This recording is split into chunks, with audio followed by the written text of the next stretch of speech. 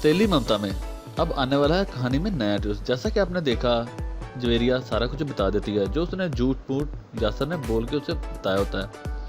और यह सुनकर दानियाल वहाँ से चला जाता है और बहुत गुस्से में होता है और सब लोग मनाहल को ही कसूरवार ठहराते हैं। उधर बादशाह फिर ड्रामा करता है। उसे अपनी बेटी की इज्जत का नहीं, उसे अपने का परवाह है। कहता है कि मेरी बेटी को इन सब ने छोड़ दिया है, इन सब की मिली भगत है। और सोफिया से मना करती है, लेकिन फिर भी वो इनको बुरा भला कहता है कि इन्होंने ही ये सब कुछ किया है और तुम्हें पता भी नहीं लगा। और अली भी यही कहता है कि मैं इन सब को नहीं छोड़ूंगा और बहुत गुस्से में होता है। कहता मैं इन सब से गिन गिन के बदले लूँगा अगर इन्होंने मेरी बहन के साथ ऐसा किया तो। अगर दानियाल ने इनकार कर दिया शादी से तो मैं दानियाल को मार दूंगा जान से। उठ के जाने लगता है तो बादशाह उसे रोक लेता है, उसे कहता है बैठो। वो कहता है ये इस वक्त होश से काम लेने का है, जोश से नहीं, ताकत से नहीं। लेकिन अली अपने बाप की बात मान लेता है और बैठ जाता है। और उसका बाप महानूर को कहता है कि तुम दानियाल से बात करो और उसे मनाओ शादी के लिए, क्योंकि अब तो इन्होंने महानूर को ही मोहरा बनाना है। अब देखना तो यह है क्या होगा। उधर महानूर आती है दानियाल के पास और उसे कहती है कि मनाहल ऐसी नहीं है, आपको यकीन भी है, पता भी है, तो फिर भी आप उस पर एतबार क्यों नहीं करते। लेकिन दानियाल है कि वो इस वक्त गुस्से में होता है, वो महानूर की बात नहीं सुनता और उसे कहता है यहाँ से चले जाओ। उधर ज़ुबैर और फरीन कमरे में होते हैं और सोफिया आती है और सोफिया इनके सामने हाथ जोड़ती है और कहती है कि आप मेरी बेटी का तमाशा ना बनाएं, दानियाल को मनाएं शादी के लिए।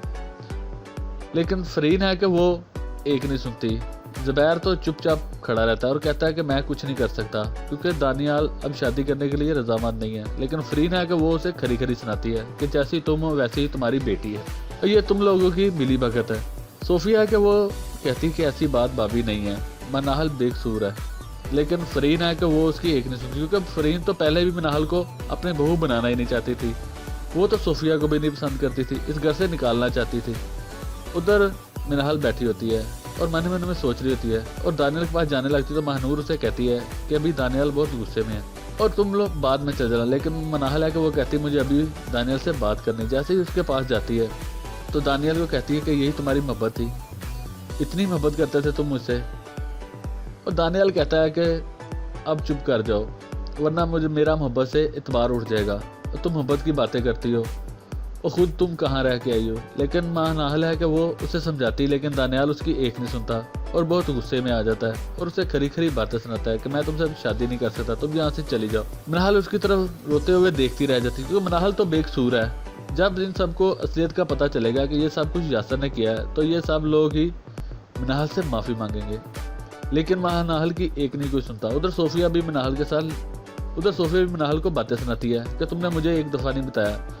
मनाहल कहती मामा आपको पता नहीं है, ये जो की बात है यासर ने बताई है जवेरिया को, ये आदि बताई है। मुझे फ़ोन किया था यासर ने और मैं जवेरिया बनकर इसने मुझे फ़ोन मैसेज किया और मैं गई तो इन्होंने मुझे अगवा कर लिया और मुझे धमकी दी थी अगर मैंने किसी को बताया तो वो जवेरिया को नहीं छोड़ेंगे। और ये बात सुनकर सोफिया कहती है इतना बड़ा धोखा यासर ने दिया, मैं यासर को नहीं छोड़ूंगी।